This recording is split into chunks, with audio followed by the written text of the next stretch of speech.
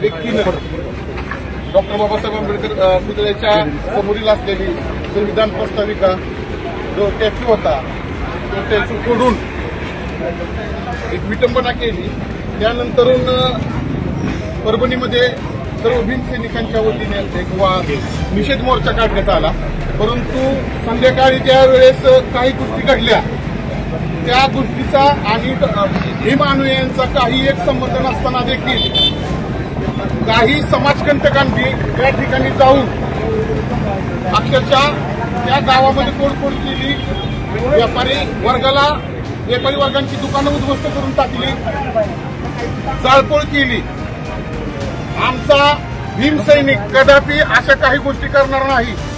अनेक हत्याकांड झालेले आहेत, अनेक विटंबना झालेल्या आहेत, परंतु संविधानिक मार्गाने डॉक्टर बाबासाहेब आंबेडकरांच्या शिकवणीप्रमाणे कधीही कोणत्याही आंदोलनाला गालबोट लागलेलं नाही।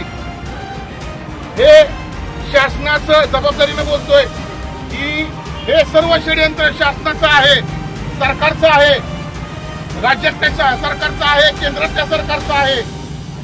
अनेक घटना, अनेक मोठे मोठे भ्रष्टाचार लपवण्यासाठी खऱ्या अर्थानं अशा गोष्टी घडवण्याचा प्रयत्न काही समाजकंटक करत असतात, शासनात बसलेले मंत्री करत असतात।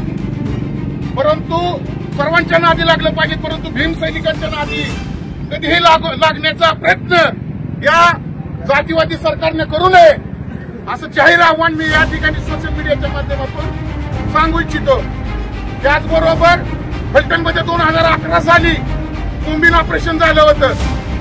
त्या कोम्बिंग ऑपरेशन मध्ये सुद्धा ज्या पद्धतीनं परभणीमध्ये जे कोम्बिंग ऑपरेशन करून भीमसैनिकांना, माझ्या आया बहिणींना नग्न करून त्या ठिकाणी मारण्यात आलं, त्याचबरोबर लहान लहान मुलांना मारण्यात आलं, अख्खी बौद्ध वस्ती खाली करण्यात आली, पोलिसांनी त्या ठिकाणी गाड्या फोडण्यात आल्या, व्हिडिओ सोशल मीडियावरती फिरत आहेत, तरी सुद्धा आम्ही शांत पद्धतीने भूमिका घेतली। परंतु वडार समाजाचा आमचा भीमी होता सोमनाथ सूर्यवंशी या भीमसैनिकाला अमानुषपणे मारहाण केली आणि त्याचा मर्डर करण्यात आलेला आहे। खरं तर हा मोर्चा हा या पोलीस प्रशासनाच्या विरोधात आहे। या पोलीस प्रशासनाने त्या ठिकाणी असणाऱ्या त्या पाडगाव साहेबांनी त्या ठिकाणी चुकीच्या पद्धतीने माझ्या भीमसैनिकाला मारहाण केली आणि त्याच्यात त्याचा मृत्यू झालेला आहे। एवढं होऊन सुद्धा शासन गप्प बसलं नाही, पोलीस प्रशासन गप्प बसलं नाही। त्या ठिकाणी राहत असलेला, परभणी या ठिकाणी राहत असलेला आमचा भीमी होता सोमनाथ सूर्यवंशी, याचं पार्थिव त्या ठिकाणी अडवण्यात आलं। म्हणजे एवढी मोगलाई या भारत देशामध्ये संविधान असताना देखील चालू आहे। विचार करायचा आहे की जर संविधान असेल तर निश्चितपणाने पुन्हा आपल्या तोंडाला गाडगं आणि आपल्या गाडीला झाडू आल्याशिवाय राहणार नाही। त्यामुळे मित्रांनो, या ठिकाणी जमलेल्या सर्व भीमसैनिकांना माझी विनंती आहे की सर्वांनी मोठ्या प्रमाणामध्ये चळवळीमध्ये भाग घेतला पाहिजे, शिक्षणाची दारं काबीज केली पाहिजेत आणि ज्या पद्धतीनं ज्या आमचा वडार समाजाचा आमचा भीमसैनिक सोमनाथ भाऊ सूर्यवंशी याची हत्या झालेली आहे, याची फास्ट ट्रॅक कोर्टामध्ये त्याची केस चालली पाहिजे आणि जे पोलीस अधिकारी त्या ठिकाणी कार्यरत होते त्या सर्व पोलीस अधिकाऱ्यांवर 302 प्रमाणे गुन्हा दाखल झाला पाहिजे। आज शांत पद्धतीने आम्ही फलटण शहरामध्ये मोर्चा काढलेला आहे, परंतु या ठिकाणी जाहीरपणे सांगतो, जर सोमनाथ सूर्यवंशी या भीमसैनिकाला न्याय मिळाला नाही आणि त्याच्या मारेकऱ्यांना अटक झालं नाही तर भारत बंद करण्याची ताकद या भीमसैनिकांमध्ये आहे। एवढं शासनाने आणि जातीवादी पोलीस प्रशासनाने लक्षात ठेवायचं आहे। कितपत अन्याय सहन करायचा, किती दिवस अन्याय सहन करायचा। आज अमानुषपणे महिलांना सुद्धा मारहाण झालेले आहे, अनेक महिलांना मानामध्ये फ्रॅक्चर झालेला आहे तर कुठं हातामध्ये फ्रॅक्चर झालेला आहे। हीच परिस्थिती फलटण शहरामध्ये 2011 साली झाली होती। ज्या ठिकाणी बौद्ध समाज हा ऍक्टिव्ह होतो, संविधानाच्या माध्यमातून लढण्याचा प्रयत्न करतो, त्या ठिकाणी संविधान प्रेमींना मारण्यात येतं, त्यांचे हातपाय तोडण्यात येतात, त्यांचं मर्डर करण्यात येतं। अशा अनेक घटना घडलेल्या आहेत। त्या ठिकाणी आज झालेली परिस्थिती त्या फलटणकरांनी अनुभवलेली आहे। फलटणमध्ये 2011 ज्यावेळेस फलटणमध्ये कोम्बिंग ऑपरेशन केलं होतं त्यावेळेस एक महिलेचं 5 महिन्याचं बाळ गर्भाशयातून खाली झालं होतं। हरिशापा काकडे यांना अमानुषपणे मारहाण केली होती। या ठिकाणी असलेले सर्व भीमसैनिक कमीत कमी 200-300 घरदार तोडून त्याची चौकशी झाली पाहिजे, पुन्हा त्या घटनेची सुद्धा चौकशी झाली पाहिजे. कारण मारायचं, उठायचं, सुटायचं, आम्हाला बी जीव आहे. संविधान आमच्या बापाने लिहिलंय म्हणून आम्ही त्या संविधानाचा आदर करून, या कायद्याचा आदर करून आम्ही शांत बसत असतोय.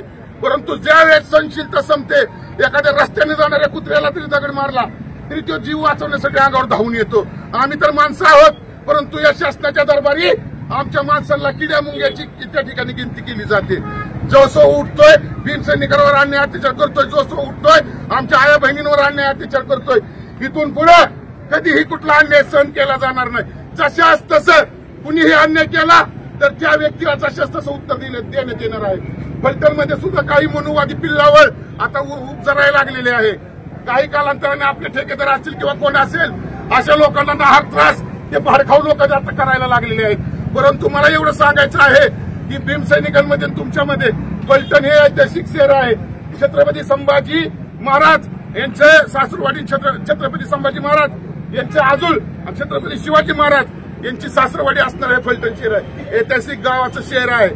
या ठिकाणी भारतात कुठेही काय झालं, उशिरा मोर्चा निघला, परंतु मोर्चा निघला, निषेध हा होणारच होता. सर्व तरुण भीमसैनिक आता या भीमसैनिकांनी जबाबदारी घेतली आणि मोर्चाचं नियोजन केलं. बऱ्यापैकी मोर्चाला या ठिकाणी आमचे ज्येष्ठ नाना असतील, सर्व या ठिकाणी सर्व आमचा मातंग बांधव आहे, त्याचबरोबर आमचे सर्व पॅन्थर या ठिकाणी मंगेशावळे असतील, हे सर्वजण या ठिकाणी या मोर्चामध्ये, निषेध मोर्चामध्ये सामील झालेले आहेत. या ठिकाणी आता इतका जबाब पत्तरसे देण्याची वेळ आलेली आहे. जर कुणी या ठिकाणी पुन्हा एकदा अन्याय अत्याचार करायचा प्रयत्न केला तर निश्चितपणे जसंच तसं उत्तर मिळणार. शांततेचे अग्रदूत भगवान गौतम बुद्ध, विश्वरत्न डॉक्टर बाबासाहेब आंबेडकर, छत्रपती शिवाजी महाराज, छत्रपती शाहू महाराज, महात्मा ज्योतिराव फुले, अण्णाभाऊ साठे, क्रांतीवीर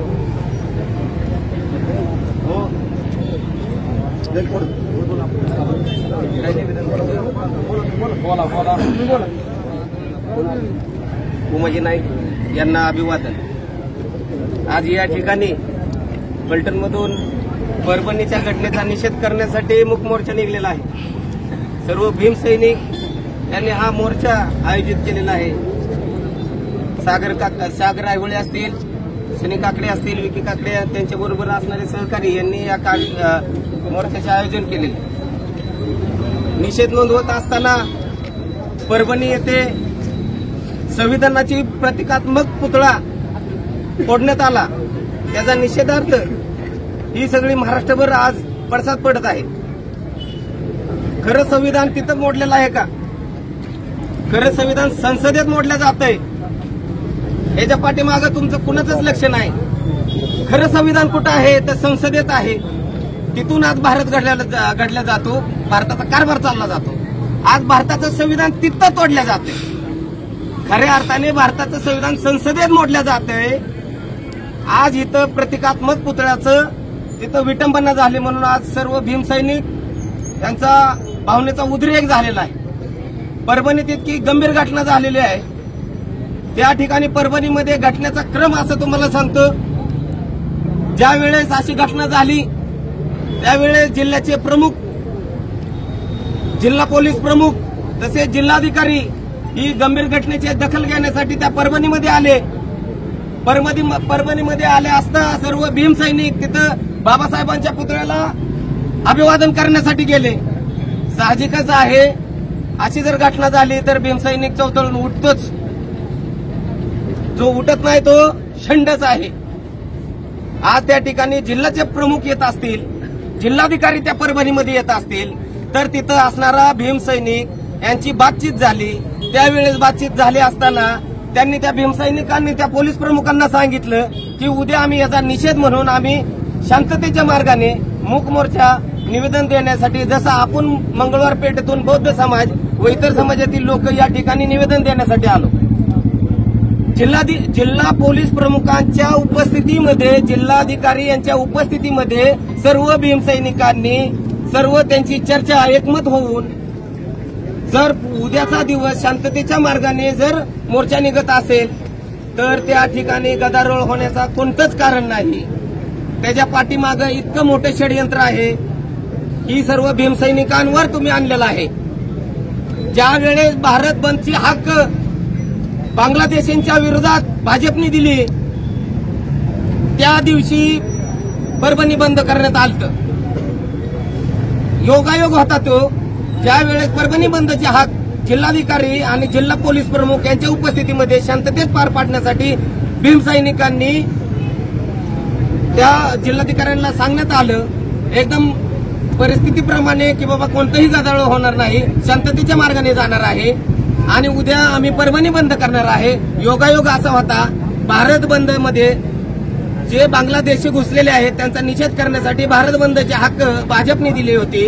त्याच दिवशी जर भीमसैनिकांनी सांगितलं होतं की आम्ही शांततेच्या मार्गाने आम्ही मोर्चा काढणार आहे, तर त्यावेळेस ती दंगल होण्याची कारणे काय असतील?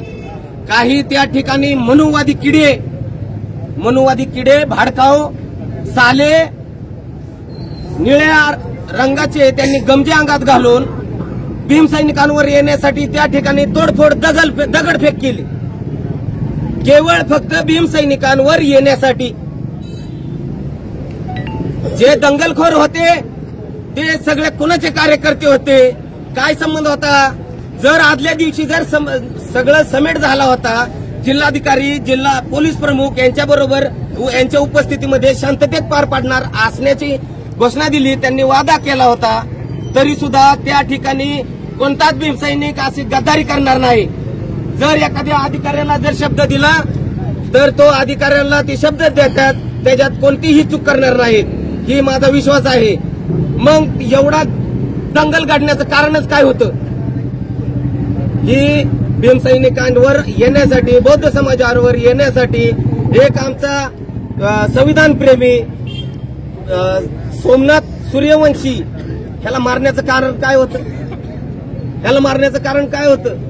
तर तो संविधान प्रेमी जो सोमनाथ सूर्यवंशी तो फक्त रेकॉर्डिंग करत होता, जिथं पोलीस एका भीमसैनिकाला अमानुषपणे मारत होते. अमानुषपणे मारत असताना हा सोमनाथ सूर्यवंशी हा एक लॉ कॉलेजचा 3ऱ्या टर्मचा विद्यार्थी, वकिली शिकणारा, तो विद्यार्थी गैरमार्गाने कधीच जाणार नाही. त्याला तिथं बेकायदेशीर दिसलं, जेणेकरून ही मारहाण आहे ना ही कायद्याच्या बाहेरली आहे, म्हणून त्यांनी कुठेतरी ती कॅच करण्याचा प्रयत्न केला.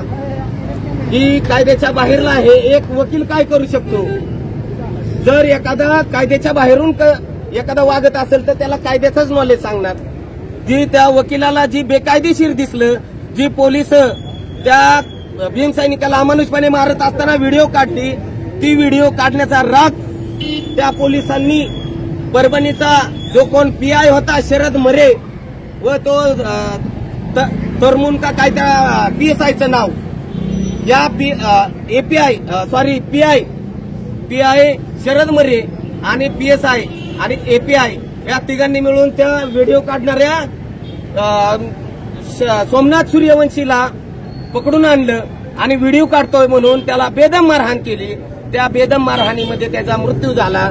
मारहाणी म्हणजे त्या पीआय जो शरद मरे होता त्यांनी भीमसैनिकाचा संविधान प्रेमी सोमनाथ सूर्यवंशीचा त्यांनी हत्या केली, खून केला. एक वकील शिकणारा विद्यार्थी असं बेकायदेशीर जर दिसत असेल तर तो कधीच गैरमार्गाने करणार नाही. आज या घटनेचा निषेध करत असताना लाज वाटते की भीमसैनिकच फक्त या संविधान समर्थनार्थ फक्त भीमसैनिक, बौद्ध समाज, मातंग समाज आणि संविधान प्रेमीच का? संविधानाच्या रक्षणासाठी फक्त बाबासाहेबांनी लिहिलंय म्हणून अजूनपर्यंत सुद्धा बाबासाहेबांचा अजूनच तुम्हाला भीती वाटते, संविधानाची भीती वाटते. आज त्या संविधानामुळे तुम्ही आज तुमचं अस्तित्व टिकून आहे, पण खऱ्या अर्थाने संविधान संसदेमध्ये आज सुद्धा मोडले जाते. आज भाजपचा तो अमित शहा काय म्हणतो की बाबासाहेब एक फॅशन झाली. बाबासाहेब फॅशन नाही, आमचा श्वास आहे. बाबासाहेब आमचा श्वास आहे. तो म्हणतो की बाबासाहेब एक फॅशन झाली. त्या ठिकाणी जर एखाद्या देवाचं नाव घेतलं तर तुम्हाला स्वर्गात जागा मिळेल. आज त्या माणसाला, आज तुम्ही भारत देश चालवता, घडवता, जिथं 4 माणसात येऊन संविधान रक्षणाची तुम्ही शपथ घेता.